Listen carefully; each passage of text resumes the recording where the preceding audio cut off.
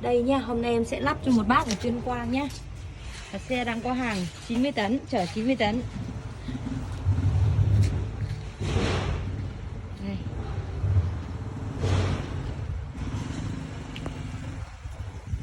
Kiểm chứng cho bác nhá. Xe chở tải nhá. Có hàng nha bác nhá. Xe này hôm nay chở 90 tấn. Cam kết là ăn đều các bánh bác ạ. Cam kết là